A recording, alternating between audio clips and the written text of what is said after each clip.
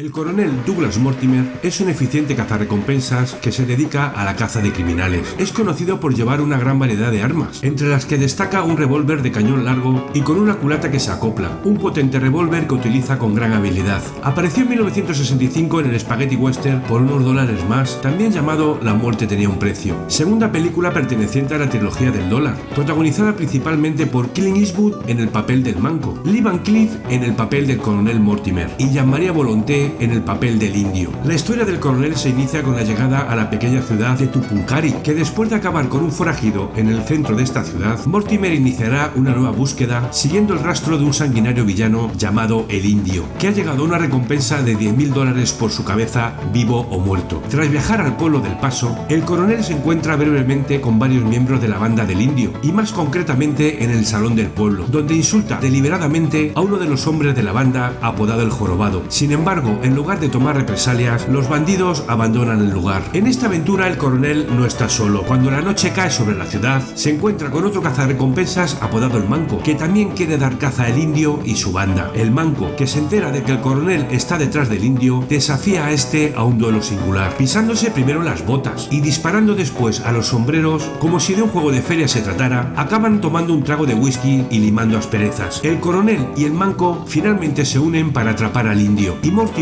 idea un plan para que el manco se infiltre en la banda mientras él trabaja desde fuera del grupo. El manco cumple parte del plan y tras una breve discusión, los dos deciden seguir trabajando juntos y acuerdan llevar al resto de la banda al cañón de Río Bravo, aunque el manco acabará rompiendo el acuerdo en secreto, ya que desea él solo derrotar al indio y su banda y llevarse toda la recompensa. Al final el indio y su banda se dirigen hacia el este, a un pequeño poblado llamado Aguascalientes, y el coronel Mortimer, que predice el movimiento de la banda, los persigue hasta este pequeño pueblo, enfrentándose de nuevo en el salón a varios de ellos que antes había conocido en El Paso, y esta vez el jorobado reta en duelo al coronel, acabando este con su vida y ofreciendo sus servicios al indio para abrir una caja fuerte que había robado en El Paso a cambio de $5.000. Después de abrir la caja fuerte, el indio revela que desea cerrarla bajo llave hasta que la ley deje de perseguirlos. Sin embargo, el manco y el coronel Mortimer acuerdan que deben robar el dinero de la caja fuerte, aunque al final la banda descubre su plan y los dos son capturados y golpeados brutalmente. Contra todo pronóstico, poco después, los dos cazarrecompensas son liberados por el indio, que tiene un plan para quedarse con todo el botín, y se inicia una batalla cruenta entre los dos cazarrecompensas y la banda del indio. Después de limpiar las calles de Aguascalientes casa por casa, los dos cazarrecompensas acaban con la banda del indio. Poco después el coronel Mortimer se enfrenta al indio en un duelo final. Al compás de una melodía de dos relojes de bolsillos que poseen cada uno de ellos, Mortimer acabará con el indio, revelándose que su afán por capturarle no es por la recompensa, sino por venganza. El indio violó salvajemente a su hermana años atrás. Al final el coronel Mortimer rechaza su parte de la recompensa, se despide del manco y abandona a caballo Aguascalientes. El personaje del coronel Douglas Mortimer fue interpretado por Lee Van Cleef, un personaje con unas características únicas aportadas por el propio actor y que daría paso a interpretar más personajes con el mismo estilo dentro del Spaghetti Western, como Sabata. En los próximos vídeos que aparecen en pantalla puedes conocer más sobre el género del western.